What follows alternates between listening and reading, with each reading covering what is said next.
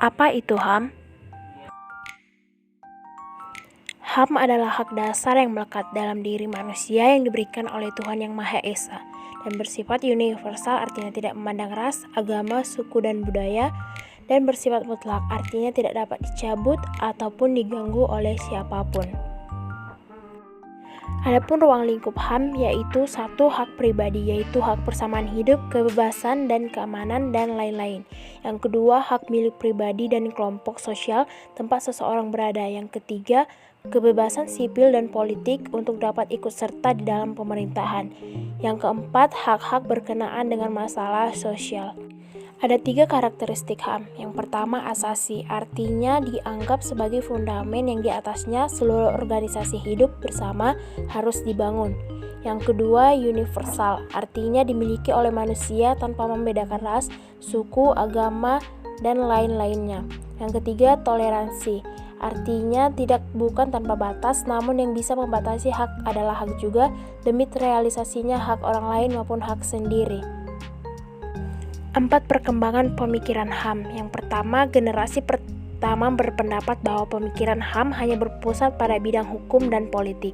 Fokus pemikiran HAM generasi pertama pada bidang hukum dan politik disebabkan oleh dampak dan situasi Perang Dunia Kedua, totalitarisme, dan adanya keinginan negara-negara yang baru untuk menciptakan sesuatu tertib hukum yang baru.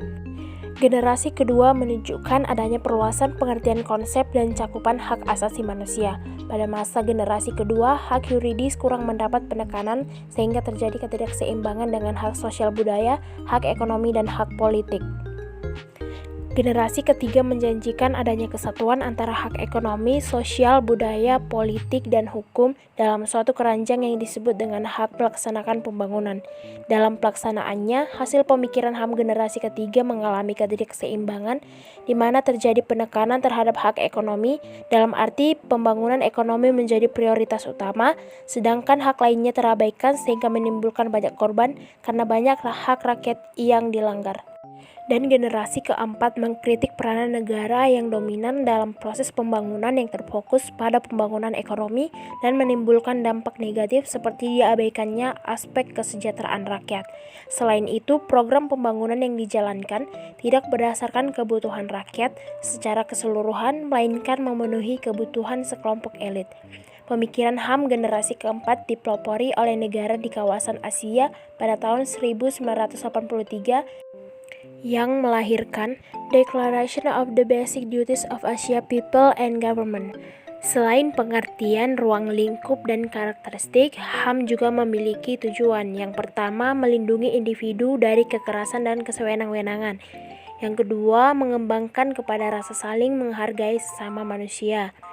Yang ketiga, mendorong untuk tindakan di mana dilandasi sebuah kesadaran serta tanggung jawab untuk dapat menjamin bahwa hak orang lain itu tidak untuk dilanggar.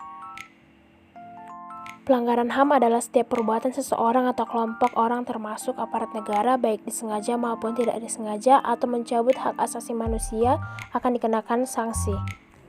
Contohnya yang pertama, kasus tragedi 1965-1966, 6 orang jenderal dan seorang perwira tewas dibunuh dalam peristiwa 30 September 1945. Pemerintah Orde Baru kemudian menuding Partai Komunis Indonesia sebagai dalangnya. Ratusan ribu dan jutaan jiwa melayang akibat efek dari malam berdarah itu. Yang kedua, kasus Petrus tahun 1982-1985. Penembakan misterius atau Petrus adalah operasi celurit, operasi rahasia pada zaman Orde Baru dengan dalih mengatasi tingkat kejahatan yang tinggi. Operasi ini meliputi penangkapan dan pembunuhan terhadap ratusan orang yang dianggap mengganggu keamanan dan ketentraman masyarakat. Pelakunya tak jelas, tidak pernah tertangkap, dan tak pernah diadili.